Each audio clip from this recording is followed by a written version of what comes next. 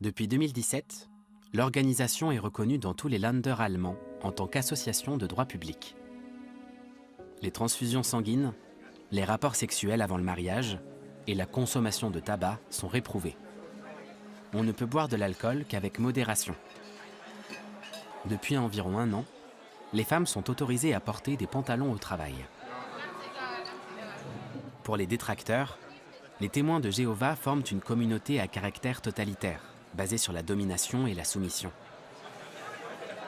Les principaux intéressés, eux, voient les choses autrement. Ils évoquent par exemple leur résistance dans l'Allemagne nazie. L'histoire du mouvement est documentée aux archives de Zelters. J'avoue qu'à l'école, l'histoire ne m'intéressait pas forcément. Tout dépendait de la période qu'on étudiait. Par contre, l'histoire de mes frères et sœurs, des témoins de Jéhovah, me tient vraiment à cœur. Ce qu'ils ont vécu, ce qu'ils ont enduré, le fait qu'ils aient tenu bon et soient restés fidèles à leurs croyances dans des conditions que je ne peux même pas imaginer, ça me touche, ça m'émeut beaucoup. Aïcha est responsable, entre autres, de l'organisation d'expositions publiques. Fabian Göser sélectionne avec elle les pièces qui seront montrées au public. Les reliques d'une époque où les témoins de Jéhovah mouraient pour leurs convictions. Ici, il y a encore quelques pièces. Ah oui, Par exemple, cette valise et des duplicateurs. on peut les exposer. Ok. Bien sûr. Les témoins de Jéhovah font partie des premières victimes des nazis. Voici l'uniforme bien conservé d'un fidèle envoyé dans un camp de concentration. Environ 400 membres de la communauté ont été déportés à Auschwitz. On ne connaît pas le nombre total de témoins de Jéhovah exterminés. Les témoins de Jéhovah étaient honnis par les nazis parce qu'ils ne voulaient pas prendre les armes, qu'ils ne criaient pas Heil Hitler et qu'ils ne faisaient pas tout ce que la propagande disait. Voilà pourquoi ils étaient détestés. Dans les camps de concentration, ils étaient harcelés et roués de coups.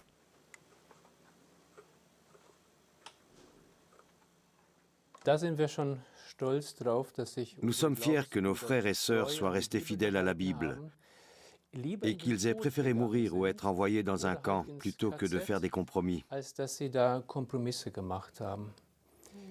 C'est une preuve de courage moral. Souvent, on leur facilitait la tâche. On leur disait que s'ils reniaient leur foi, s'ils déclaraient qu'ils n'étaient plus témoins de Jéhovah et qu'ils ne participaient plus aux activités de l'organisation, ils pourraient partir.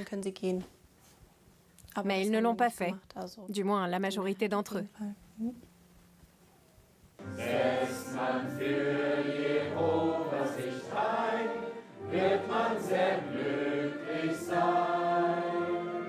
La communauté d'origine d'Aïcha et de George est réunie dans la salle du royaume d'Idstein, à une quinzaine de kilomètres du siège. George est même un ancien ici. C'est ainsi qu'on appelle les membres fins connaisseurs de la Bible qui dirigent un groupe. Les femmes ne peuvent pas assumer cette fonction. Ces jeux de rôle visent à se préparer aux visites à domicile. Je vous laisse cette brochure pour vous faire une idée, et quand je repasserai, on en parlera. Merci. Ici, on apprend concrètement à aborder les gens quand on fait du porte-à-porte. On nous donne des conseils très pratiques en nous expliquant ce qu'on peut dire, comment on peut le dire, quel passage de la Bible choisir en fonction de la situation. Ça me donne de l'assurance quand je parle aux gens. On prend des histoires bibliques de temps très anciens et on les modernise pour en tirer des principes, des enseignements qui peuvent nous aider à être encore plus heureux. C'est passionnant.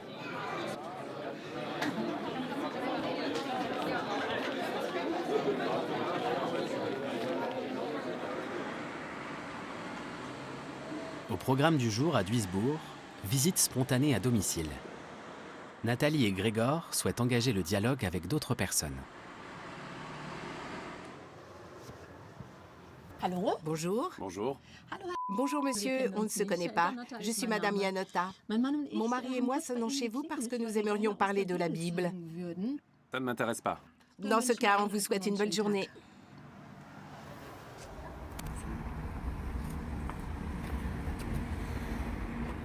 Bonjour. Bonjour madame, je m'appelle Nathalie, voici mon mari Grégor. On a sonné chez vous pour parler de la Bible. C'est pas mon truc, désolé.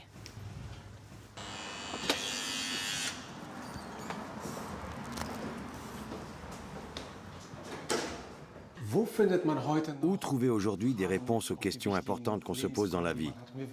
Nous aimerions vous présenter un site internet intéressant. Ça n'engage à rien. Merci d'avoir pris le temps de nous écouter. Bonne journée. Au revoir. Le couple prêche aussi sur les parkings de poids lourds. L'avantage étant que les routiers ont souvent un peu de temps et qu'il n'y a pas le barrage de l'interphone. Et puis Grégor parle couramment polonais.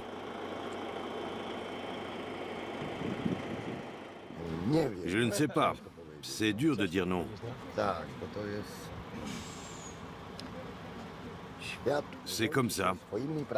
Le monde est régi par ses propres lois. Disons simplement qu'il y a des catholiques, des protestants et des musulmans. Super. Il existe tellement de religions qu'on ne sait plus trop à quel saint se vouer. Moi, par exemple, je suis catholique, mais pas vraiment. Je ne crois pas à tout. Voilà ce que je peux dire sur moi. Très bon point. C'est aussi le genre de question que je me suis toujours posée. Est-ce qu'il existe un Dieu? Pourquoi y a-t-il autant de religions différentes? Les témoins de Jéhovah se voient eux-mêmes comme des pêcheurs d'hommes. Reste à savoir s'ils ont fait une bonne pêche. C'est vrai que tout ce qu'on fait dans le monde prend énormément de temps et d'énergie. Et peut-être qu'aux yeux de certains, les résultats sont insuffisants. Mais pour Dieu, ce n'est pas insuffisant. Chaque personne compte. Chaque année, des centaines de milliers de personnes quittent les grandes églises chrétiennes. Chez les témoins de Jéhovah, le nombre de fidèles reste constant depuis des années.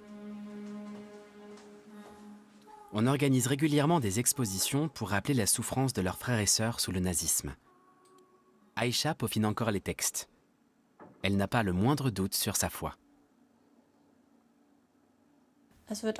Il est clair que Dieu jugera. Les personnes qui lui plaisent et qui font ce qui lui convient auront la vie éternelle ou pourront vivre sur terre. Et celles qui refusent de le faire, qui ne veulent pas changer et qui ne sont pas intéressées par la foi, mourront. Et vous êtes du bon côté. Je ne sais pas. Mais je fais chaque jour de mon mieux pour rendre Dieu heureux.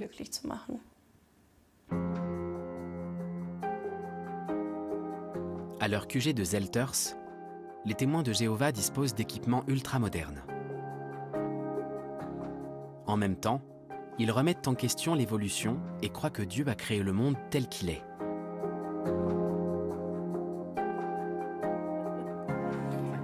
Ils justifient chacun de leurs actes en s'appuyant sur les textes bibliques.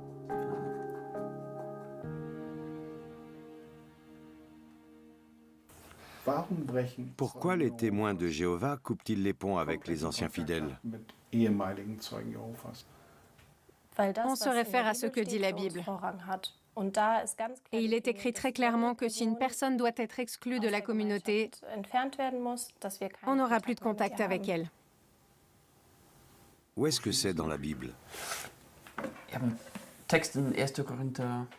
La première lettre aux Corinthiens, chapitre 5, verset 11, l'explique très bien. Il s'agit d'un individu qui se qualifie de frère. Et l'apôtre Saint Paul dit « Maintenant, ce que je vous ai écrit, c'est de ne pas avoir de relation avec quelqu'un qui, se nommant frère, est impudique ou cupide ou idolâtre. » Autrement dit, quelqu'un qui ne respecte pas ses engagements. On est fermement convaincu que l'éducation est la meilleure réponse, non seulement pour la communauté, mais aussi pour la personne elle-même. On espère que ça l'aidera peut-être à revenir plus tard. C'est notre souhait. Et on prie à l'occasion d'un congrès des témoins de Jéhovah qui se déroule chaque année dans un lieu différent. Pour nous, c'est un grand moment. Un événement qu'on attend avec impatience toute l'année. On se rassemble 2 fois par semaine, mais se retrouver avec 17 000 frères et sœurs, avec autant de gens qu'on connaît, C'est vraiment incroyable.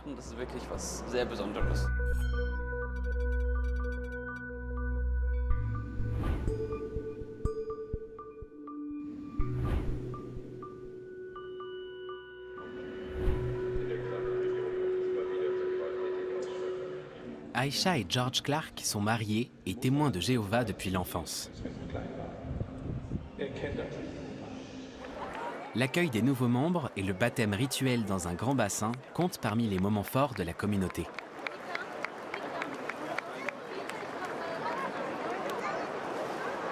Pour en faire partie, il faut s'immerger dans l'eau.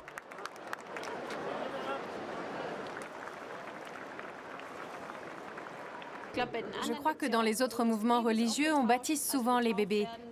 Pas chez nous. C'est un choix qu'il faut faire en toute conscience.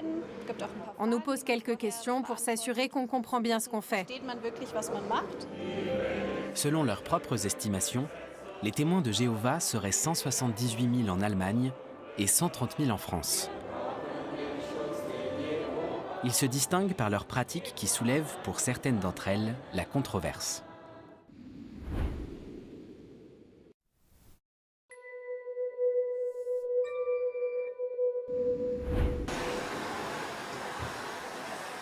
Les Clark vivent dans un appartement d'un peu plus de 30 mètres carrés. Ils sont tous deux très croyants. Ce mouvement religieux, qui se réclame du christianisme primitif, est né vers 1870 aux États-Unis et a pris son nom actuel en 1931. C'est un monde que les personnes extérieures connaissent mal, et les témoins de Jéhovah suscitent généralement la méfiance lorsqu'ils disent qui ils sont. Quand les gens apprennent qu'on est témoin de Jéhovah, ils disent souvent « Ah, d'accord ». Ils ont des idées toutes faites sur nous. Mais on a appris à faire avec. Enfin, ça montre quand même que dans notre société, il y a beaucoup de préjugés vis-à-vis de notre mouvement. Certains pensent que les témoins de Jéhovah sont une secte. On vous le dit aussi? Oui, bien sûr. Leurs parents étaient déjà témoins de Jéhovah. George et Aisha travaillent au sein de la communauté religieuse où ils se sont rencontrés. Ils ne payent pas de loyer et leur salaire fait simplement office d'argent de poche.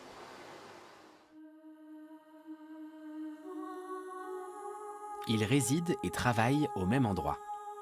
Zelters, dans l'ouest du pays, est le siège des témoins de Jéhovah d'Allemagne et d'Europe centrale. 1 millier de personnes y vivent selon des règles strictes. C'est un centre moderne qui dispose d'une blanchisserie, d'une boulangerie, d'une cuisine collective et d'ateliers.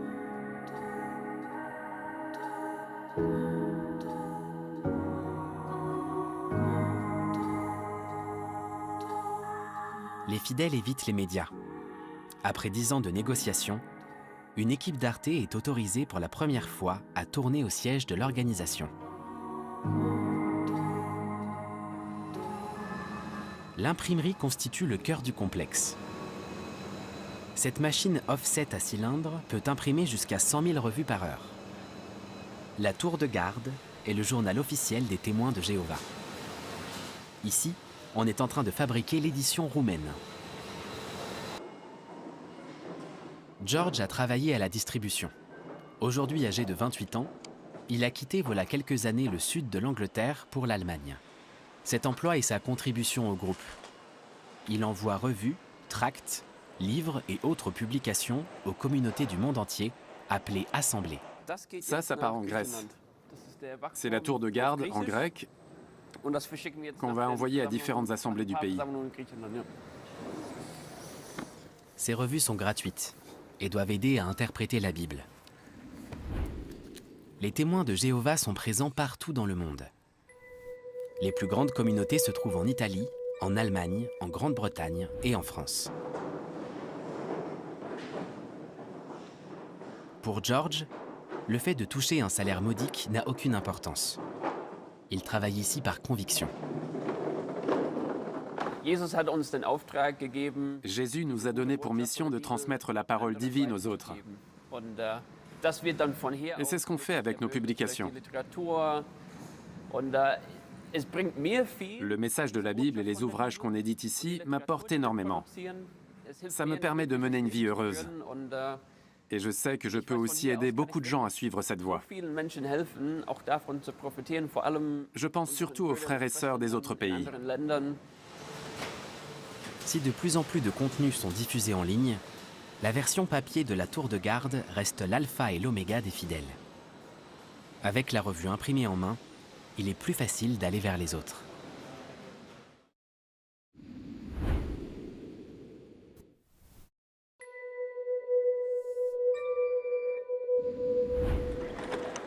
Nathalie et Grégoire Janota arpentent les rues de Duisbourg dans la Ruhr. 2 fois par semaine, ils sillonnent la région pendant leur temps libre pour répandre la bonne parole.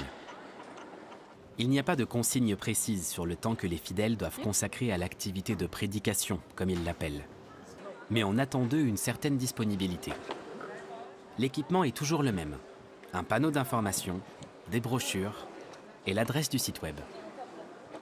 Je peux vous montrer jw.org, un site internet avec des vidéos formidables, aussi pour les enfants, et d'excellents conseils pour les familles, rédigés en arabe aussi. Bonne lecture, au revoir. Ciao.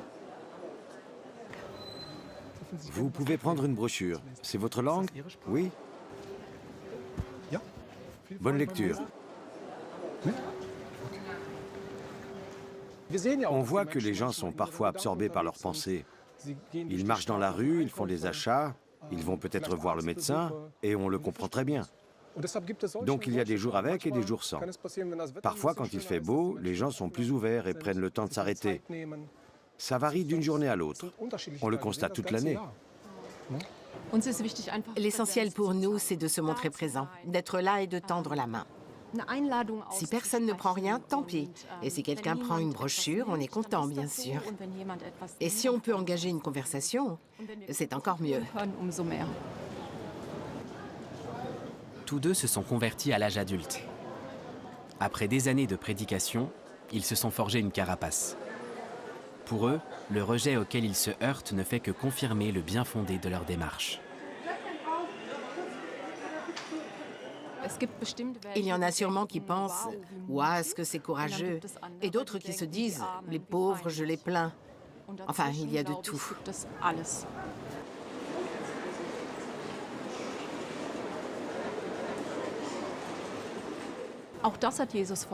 Mais Jésus avait bien prévenu que ceux qui le suivraient et prendraient leur foi chrétienne au sérieux devaient s'attendre à toutes sortes de réactions, voire à des comportements hostiles, et qu'il fallait s'y préparer.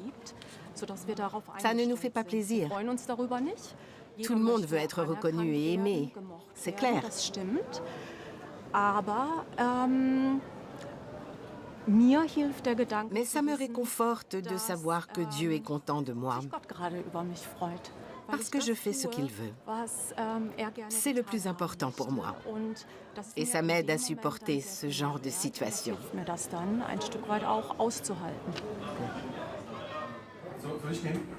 Ce soir, les Janota ont invité des amis à dîner. Il n'y a ni catholiques, ni protestants, ni musulmans, ni athées. Ils préfèrent rester entre eux.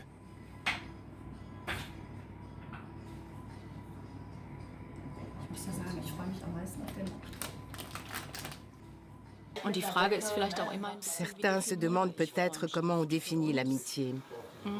Il y a évidemment des gens très différents dans notre vie. Des personnes qu'on apprécie, qu'on estime et avec qui on partage des moments fantastiques. Mais pour nous, un ami, c'est quelqu'un qui veut plaire à Dieu et qui s'efforce comme nous de vivre selon les lois et les principes de la Bible. Ici, on prie avant le repas. Reste à savoir ce qui se passe quand on ne partage plus ses préceptes.